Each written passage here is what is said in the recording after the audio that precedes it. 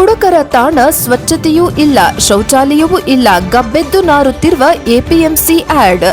ನಂಜನಗೂಡು ರೈತರು ಕೃಷಿ ಉತ್ಪನ್ನಗಳ ವ್ಯಾಪಾರ ನಡೆಯಬೇಕಾದ ನಂಜನಗೂಡು ಕೃಷಿ ಉತ್ಪನ್ನ ಮಾರುಕಟ್ಟೆ ಸಮಿತಿ ಆವರಣವೇ ಈಗ ಕುಡುಕರ ಅಡ್ಡೆಯಾಗಿ ಮಾರ್ಪಟ್ಟಿದೆ. ಆವರಣದಾದ್ಯಂತ ಸ್ವಚ್ಛತೆ ಇಲ್ಲದೆ ಗಬ್ಬು ನಾರುತ್ತಿದ್ದು ರೈತರು ಆಕ್ರೋಶ ವ್ಯಕ್ತಪಡಿಸಿದ್ದಾರೆ. ಎಪಿಎಂಸಿ ಆವರಣಕ್ಕೆ ಎತ್ತ ನೋಡಿದರೂ ಕುಡಿದು ಬಿಸಾಡಿರುವ ಮದ್ಯದ ಬಾಟಲ್, ಪೌಚ್ಗಳು ರಾಶಿ ರಾಶಿ ಬಿದ್ದಿವೆ. ಸ್ವಚ್ಛತೆಗೆ ಯಾವುದೇ ಗಮನ ಕೊಡದ ಕಾರಣ ಆವರಣದಿಂದ ದುರ್ವಾಸನೆ ಬರುತ್ತಿದೆ. ಬೆಳಗ್ಗೆಯಿಂದಲೇ ಕೆಲವರು ಕುಳಿತು ಕುಡಿಯುವ ದೃಶ್ಯ ಸಾಮಾನ್ಯವಾಗಿದೆ. ತಮ್ಮ ಕೃಷಿ ಉತ್ಪನ್ನ ಮಾರಾಟಕ್ಕೆ ಬರುವ ರೈತರಿಗೆ ಈ ಸ್ಥಿತಿ ತೀವ್ರ ಮುಜುಗರ ತಂದಿದೆ. ರೈತರಿಗಾಗಿ ಇರಬೇಕಾದ ಮಾರುಕಟ್ಟೆಗೆ ಬಂದರೆ ಕುಡುಕರ ನಡುವೆ ನಿಲ್ಲುವಂತಾಗಿದೆ.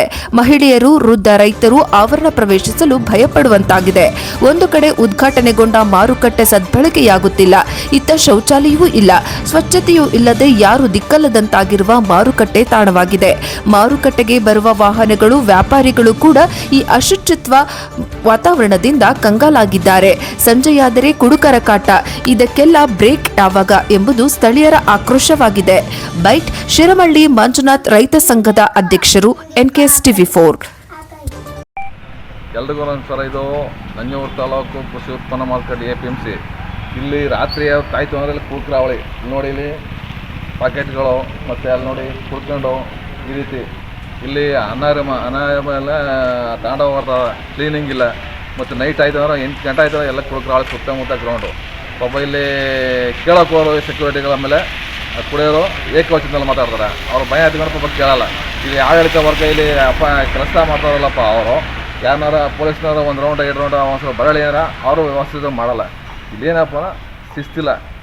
ಆಡಳಿತ ಯಾವುದೇ ಕೆಲಸ ಕಾರ್ಯಗಳು ಸಂಪೂರ್ಣ ನಡೀತಾ ಇಲ್ಲ. ಅಲ್ಲಿ ನೋಡಿ ಮಾರ್ಕೆಟಲ್ಲಿ ನೋಡಿ ಅಲ್ಲಿ ಕ್ಲೀನಿಂಗ್ ಮಾಡ್ತಾಯಿಲ್ಲ. ಅಲ್ಲಿ ಈ ರೀತಿ ಅವ್ಯವಸ್ಥೆ ಆಗಿದೆ.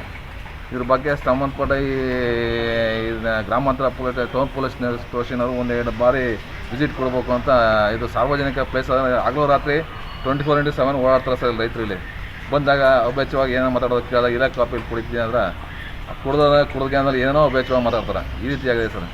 ಸಂಬಂಧಪಟ್ಟ ಇಲಾಖೆ ಇದ್ರ ಬಗ್ಗೆ ಕ್ರಮ ಕೈಗೊಳ್ಬೇಕು ಸರ್.